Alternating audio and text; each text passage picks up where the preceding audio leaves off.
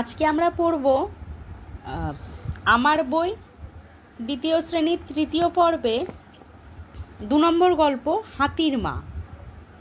লীলা মজুমদারের লেখা এই হাতির মা গল্পটি। এই যে এখানে আমরা দেখতে পাচ্ছি একটা মা এইখানে একটা বড় হাতি আছে আর এখানে একটা বাচ্চা হাতি আছে। এবার পিছনে জঙ্গল, চারিদিকে জঙ্গল, একটা নদীর মধ্যে একটা বড় হাতি দাঁড়িয়ে রয়েছে, একটা বাচ্চা হাতি দেখছে। বড় হাতিটা রাগি রাগি চোখে তাকিয়ে গিয়েছে আর বাচ্চা হাতিটা ভয়ে ভয়ে দেখছে। আচ্ছা, দেখা যাক গল্পে কি আছে। বেশিরভাগ বুনো জানোয়ার সারা রাত যেখানেই ঘুরে বেড়াক না কেন, ভোর হবার কিছু আগে কোনো নদী বা পুকুরের ধারে এসে পেট ভরে জল খেয়ে নেয়, যাতে দিনের আলোয় আবার জল খেতে আসতে না হয়। কারণ দিনের আলোয় দেখা দেওয়া মানেই নিতান্ত অসহায় অবস্থায় শত্রুর চোখে পড়া। তাই ভোর আর সন্ধ্যা হলো ওদের জল খাবার উপযুক্ত সময়। তাহলে কি বলছে যে বুনো জানোয়ার মানে যেসব জানোয়াররা জঙ্গলে থাকে তারা সারা রাত ঘুরে বেড়ায়, কিন্তু ভোর হবার আগেই কোনো নদী বা পুকুরের ধার, জঙ্গলের কাছাকাছি কোনো নদী বা কোনো যদি পুকুর থাকে সেখান থেকে এসে জলটা খেয়ে চলে যায়। কারণ ওরা দিনের বেলায় আর বেরোতে চায় না। দিনের আলোয় বেরোনো মানে ওরা সেই সময় শত্রুর মুখোমুখি হয়, ঠিক আছে? তার জন্য ওদের ভোর আর সন্ধ্যা হচ্ছে জল খাওয়ার উপযুক্ত সময়। যদি কখনো তোমরা কোনো জঙ্গল সাফারিতে যাও, দেখবে একদম বিকেলের জঙ্গল সাফারিটা, একদম ভোরের জঙ্গল সাফারিটাই জন্তু দেখার, বনের মধ্যে জন্তু দেখার সম্ভাবনা বেশি থাকে, চান্স বেশি থাকে। দেখতেই পাবে এমন কোনো মানে নেই। এই সময়গুলো কিন্তু ছবি তোলার পক্ষে খুব ভালো না, কারণ এই সময় ওরা জল খেতে আসে, তো তার জন্য এইগুলো বলছে এই সময়গুলো ছবি তোলার জন্য খুব একটা ভালো সময় না, এইগুলো ওদের সময়। সুখের বিষয়, সব জানোয়ার সেই নোনা পাথরে ২-১ চাটন দিয়ে যায়। তাদেরও শরীর রাখার জন্য নুনের দরকার হয়। এবার জানোয়াররা তো আর আমাদের মতো রান্না করা খাবার খায় না যে তার মধ্যে নুন থাকবে। এবার ওদের শরীরেও তো নুনের দরকার রয়েছে। তখন ওরা কি করে, জঙ্গলের মধ্যে নোনা পাথর, মানে একটা পাথর, সেটা নোনা পাথর, বা জঙ্গলে যদি কেউ বেড়াতে যাও দেখবে সল্ট পিট থাকে, সেখানে নুন থাকে আর কি, নুন ঢেলে দেওয়া হয়, সেইখানটা এসে ওরা চেটে দিয়ে যায়। তাহলে ওদের নুনের অভাবটাও পূরণ হয়ে যায় শরীরে। তার জন্য সব জানোয়ার একবার করে হলেও এসে নোনা পাথরে ২-১ চাটন দিয়ে যায়, মানে চেটে দিয়ে যায়, নোনা পাথরটাকে চেটে দিয়ে যায়, তাহলেই ওদের শরীরে নুনের অভাব আর হয় না। একবার আমাদের এক ক্যামেরাম্যান বন্ধু কারো কাছে একটা ছোট জলাশয়ের কথা শুনেছিল। তার পাশে নোনা পাথরও ছিল। সেখানে দিনের বেলাতেও অনেক জানোয়ার জল খেতে আসতো। এবার এই যে লেখিকা লীলা মজুমদার যেখানে লিখেছেন, ওনার এক ক্যামেরাম্যান বন্ধু ছিল। ক্যামেরাম্যান মানে যে ক্যামেরা নিয়ে ছবি তুলত। তাহলে সে এমন একটা ছোট্ট জলাশয়ের কথা শুনেছিল যার পাশে একটা নোনা পাথরও ছিল, এরকম নুন চাটতে আসতো তারা। তাই দিনের বেলাতেও অনেক জানোয়ার জল খেতে আসতো, কারণ ওদের যখন জল তেষ্টা পাবে ওরা তখনই আসবে। জলাশয়টা খুব ছোট, তাকে একটা গভীর গর্তও বলা যায়। ইংরেজিতে একে বলে ওয়াটার হোল। এবার জলাশয় বলতে আমরা যেমন জলাশয় মানে বড় জলাশয় বা পুকুরের থেকে একটু ছোট তেমন নয়, একটা ছোট গর্তর মতো, তার মধ্যে জল থাকতো। সেটা ইংরেজিতে এই ধরনের গর্তকে বলা হয় ওয়াটার হোল। ওয়াটার মানে জল, হোল মানে গর্ত, জলের গর্ত আর কি। বন্ধুর ইচ্ছে কোন জানোয়ার কিভাবে জল খায় তার ছবি তোল। ক্যামেরাম্যান ছিলেন উনি, ছবি তুলতেন। তাই ওনার ইচ্ছা হলো কি যে কোন পশু কিভাবে জল খায় তার ছবি তুলবো। তাই বিকেল থাকতেই সে গিয়ে একটা গাছে উঠে বসলো। তখন জলাশয়ের ধারে কেউ ছিল। তো যখন দেখলো যে বিকেল হব এমন সময় উনি একটা গাছের উপরে উঠে বসে রইলেন, কারণ সেই সময়, আর এটাও দেখলেন যে এই সময় কোনো পশু নেই, তো উঠে পড়া যায়। একটু পরেই প্রকাণ্ড একটা পুরুষ হাতি এসে জল খেতে লাগলো। জল খাচ্ছে তো জল খাচ্ছেই। জল খাওয়ার বহর দেখে বন্ধু তো অবাক হয়ে গেল। একটু পরে একটা পুরুষ হাতি এল। এই যে এতক্ষণে বোঝা গেল এই রাগী হাতিটা কে। রাগী হাতিটা হচ্ছে পুরুষ হাতিটা। আচ্ছা, তা একটা পুরুষ হাতি এসে জল খেয়েই যাচ্ছে। এবার সেই ক্যামেরাম্যান ভাবছে বাবা এ কত জল খায়।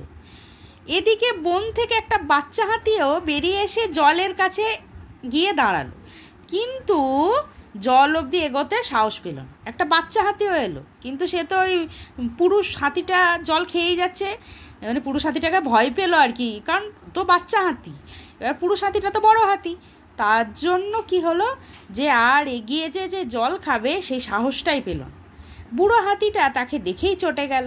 এবার বুড়ো হাতিটা তাকে কি দেখে রেগে গেল। আচ্ছা, এই যে এখানে দেখা রাগি রাগি হাতিটা, এটা হচ্ছে যে বুড়ো হাতি, এটা হচ্ছে বাচ্চা হাতি।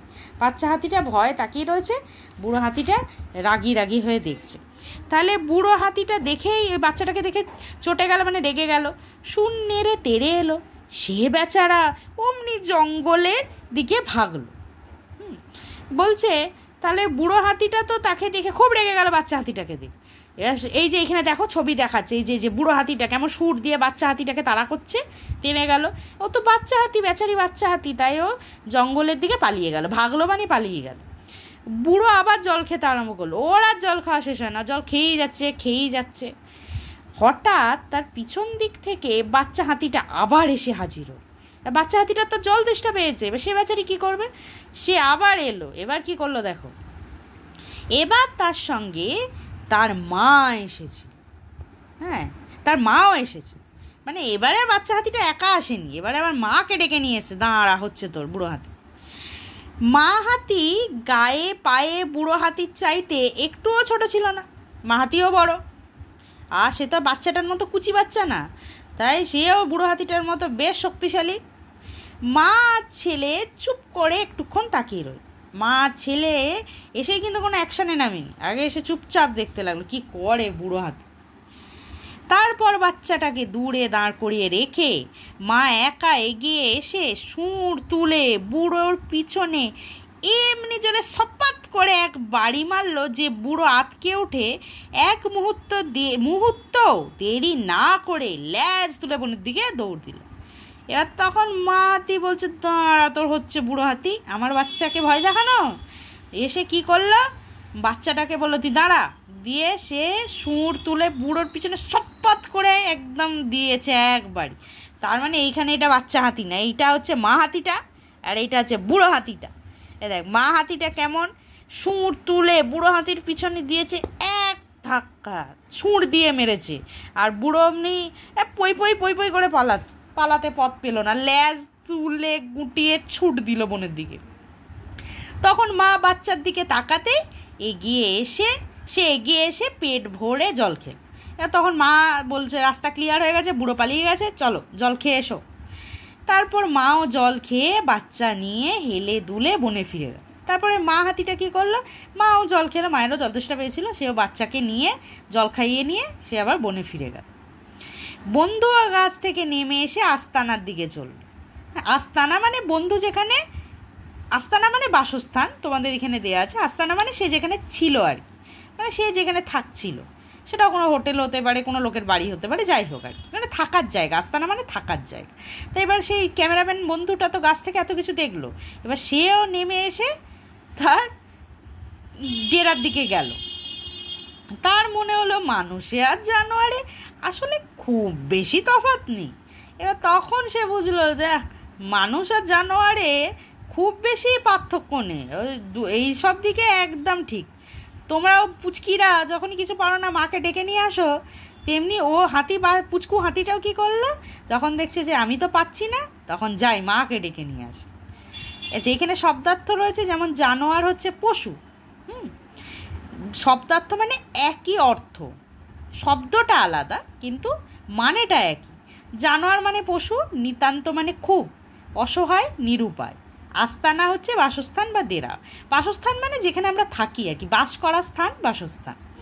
আচ্ছা, এখানে এবার হাতে কলমে কিছু রয়েছে যেগুলো বইয়ে করা যাবে না, আমি আগে সেগুলো বলে দিচ্ছি। যেমন 3 নাম্বারটা দেখো, ওয়ায়ে গয়ে বসিয়ে লিখি। হ্যাঁ, যেমন বর্গীয় জ আছে, ল আছে, মাঝখানে একটা বক্স আছে, এখানে কি বসাতে বলেছে, ওয়ায়ে গয়। তাহলে বর্গীয় জ ওয়ায়ে গয়ে ল কি হয়, জঙ্গল। তারপরে কি হবে, দ ল আছে, মাঝখানে ওয়ায়ে গয়ে বসালে হবে দঙ্গল। তারপরে অ ওয়ায়ে গয়ে দন্তন্য অঙ্গন। তারপর পয় রফলা আকার ওয়ায়ে গয়ে মূর্ধন্য প্রাঙ্গণ। এবার বিপরীত শব্দ লিখি, উপযুক্ত অনুপযুক্ত, ঠিক এর উল্টোটা, বিপরীত মানে উল্টোটা। পিছনে সামনে, বুড়ো বাচ্চা, তফাৎ একই। এটা অনেকে তফাৎ মিলও বলে, কিন্তু যেহেতু মিল অমিলটা আমরা বেশি শুনি, আবার অনেক জায়গায় পাবে তফাৎ কাছে, মানে সেক্ষেত্রে তফাৎ মানে হচ্ছে দূরে। কিন্তু এখানে যেহেতু দেখো আমি তফাৎ একই কেন লিখেছি, কারণ এখানে বলেছে আসলে মানুষ আর জানোয়ারে খুব বেশি তফাৎ নেই, তাহলে তফাৎ মানে পার্থক্য বোঝাচ্ছে, তার জন্য লিখেছি একই। আচ্ছা, এবারে হাতে কলমের প্রশ্নগুলো আমি কিন্তু করেছি। দেখো 1 নাম্বার প্রশ্ন, 1 নাম্বার প্রশ্ন, বুনো জানোয়াররা কোথা থেকে জল খায়? বুনো জানোয়াররা কোনো নদী বা পুকুর থেকে জল খায়।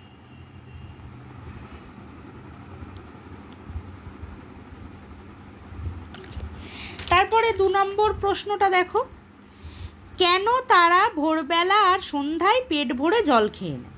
আচ্ছা, আমি এখানে লিখেছি তারা ভোরবেলা আর সন্ধ্যায় পেট ভরে জল খেয়ে নেয় যাতে তারা দিনের আলোয় জল খেতে এসে নিতান্ত অসহায় অবস্থায় শত্রুর চোখে না পড়ে। আচ্ছা, এই নিতান্ত অসহায় অবস্থাটা কেন বললাম, বইয়েও রয়েছে তোমাদের, কারণ দেখবে জঙ্গলের মধ্যে দিনের বেলায় তো অনেক রকম, যখন বড় হবে পড়বে, চোরা শিকারি আছে, তারপরে অন্য পশু থাকতে পারে যারা ওর থেকে শক্তিশালী, তাহলে যাতে তাতে সামনাসামনি না হয়ে যায়, শত্রুর সামনাসামনি না হয়, দিনের আলোয় আলোটা বেশি থাকে, ওরা পালাতে পারে না চট করে। কোন সময় ছবি তোলার পক্ষে ভালো নয়? ভোর আর সন্ধ্যাবেলা হলো পশুদের জল খাবার সময়, কমা দিয়েছি, সেই সময় ছবি তোলার পক্ষে ভালো নয়। এবার 1-4, শরীরে নুনের চাহিদা জন্তুরা কিভাবে মেটায়? জন্তুরা নোনা পাথরে 2-1 চাটন দিয়ে শরীরে নুনের চাহিদা মেটায়। তোমরা কিন্তু আমার এই প্রশ্ন উত্তরগুলো খাতায় লিখে নেবে, দেখে দেখে লিখে নেবে, তাহলে অভ্যাস করতে সুবিধা হবে। ক্যামেরাম্যানের শখটি কি? 1-5 দেখো, ক্যামেরাম্যানের শখটি ছিল কোন জানোয়ার কিভাবে জল খায় তার ছবি তোলার। 1-6, বাচ্চা হাতি তার মাকে নিয়ে এসেছিল কেন? 1-6 দেখো, বাচ্চা হাতি বুড়ো হাতিকে জব্দ করার জন্য তার মাকে নিয়ে এসেছিল। 1-7, হাতিদের কাণ্ড কারখানার সময় ক্যামেরাম্যান কোথায় ছিলেন? 1-7 উত্তর দেখো, হাতিদের কাণ্ড কারখানার সময় ক্যামেরাম্যান একটা গাছে উঠে বসেছিলেন। আচ্ছা, এখানে আমি ছিল লিখেছি, কিন্তু এটা ছিলেন হবে, গাছে উঠে বসেছিলেন। আচ্ছা, এরপর দেখো 2 নম্বরের প্রশ্ন, গল্পটি থেকে যুক্ত ব্যঞ্জন আছে এমন শব্দ খুঁজে বের করি, সেই যুক্ত ব্যঞ্জন দিয়ে নতুন শব্দ তৈরি করি। তোমাদের এই হাতির মা গল্পে না অনেকগুলো যুক্ত ব্যঞ্জন আছে, এবার প্রত্যেকটা আমি লিখিনি, আমি কয়েকটা লিখেছি তোমাদের দেখানোর জন্য। তোমরা যখন কাজ করবে তখন খুঁজে খুঁজে প্রত্যেকটা যুক্ত ব্যঞ্জন বের করবে, দিয়ে সেটা ভেঙে দেখিয়ে নতুন শব্দ তৈরি করবে। যেমন আমি এখানে লিখেছি দেখো, নিতান্ত, নিতান্ততে কি আছে? নয়ে তয়, ন যোগ ত, আমি এরকম ভেঙে দেখিয়েছি, তোমরাও দেখাবে, এতে তোমরা না যুক্ত বর্ণগুলো ভালো করে শিখতে পারবে। নিতান্ত, নয়ে তয়, ন যোগ ত, সেটা দিয়ে একটা নতুন শব্দ কি বানিয়েছি? একান্ত। শত্রু, এখানে পাচ্ছি তয় রফলা, তয় রফলাকে ভাঙলে কি পাবো? ত যোগ র, নতুন শব্দ মিত্র। পক্ষে, এটা ক্ষিয়, ক্ষিয় ভাঙলে কি পাবো? ক যোগ মূর্ধন্যস্য, সেটা দিয়ে একটা নতুন শব্দ দক্ষ। এইখানে ক্ষিয়, ক্ষিয় দিয়ে বানিয়েছি দেখো দক্ষ। বন্ধু, নয়ে ধয়, এখানে কি পাচ্ছি? নয়ে ধয়, ন যোগ ধ, সেটা দিয়ে নতুন শব্দ সিন্ধু। বাচ্চা, চয় চয়, ভাঙলে কি পাচ্ছি? চ যোগ চ, চচ্চড়ি। প্রকাণ্ড, প্রকাণ্ড হচ্ছে নয়ে ডয়ে, ন যোগ ড, নতুন শব্দ কাণ্ড। জঙ্গল, জঙ্গল ইয়ই গয়, ইয়ই গ, উঁয়ই গয়, সরি, জঙ্গলে বাছি উঁয়ই গয়, উঁ যোগ গ, তাহলে সেটা দিয়ে একটা নতুন শব্দ, দঙ্গল। আচ্ছা, এরপর বাক্য রচনা করি। দেখো এখানে 5টা শব্দ দিয়েছে। বাক্য রচনাগুলো চেষ্টা করবে নিজেরা করার। আমি এখানে একটা তাও আইডিয়া দেওয়ার জন্য করেছি। যেমন হাতি, হাতি দিয়ে কি করেছি? জঙ্গলে হাতি দেখা যায়। আমার থেকে ভালো বাক্য রচনা তোমরা করতে পারবে। মা, রুকু তার মায়ের সঙ্গে খেলছে। প্রকাণ্ড, নদীর ধারে একটা প্রকাণ্ড বট গাছ আছে। প্রকাণ্ড মানে অনেক বড়, খুব বড় আর কি। মুহূর্ত, বল নিয়ে রুকু মুহূর্তের মধ্যে হাজির হলো। গর্ত, বাচ্চাটার বল গর্তে পড়ে গেছে। তাহলে তোমরা এই হাতির মা গল্পটা ভালো করে পড়বে। অনুশীলনীগুলো আমি সলভ করে দিলাম, তোমরা খাতায় করবে, নিজেরা বারবার প্র্যাকটিস করবে। আর কি করবে? চ্যানেলটা সাবস্ক্রাইব করবে, লাইক শেয়ার অবশ্যই করবে, আর বন্ধুদের বলবে যাতে তারাও এই ভিডিওগুলো দেখে। তাহলে আজকের জন্য টাটা, আবার অন্য দিন আসবো নতুন ভিডিও নিয়ে।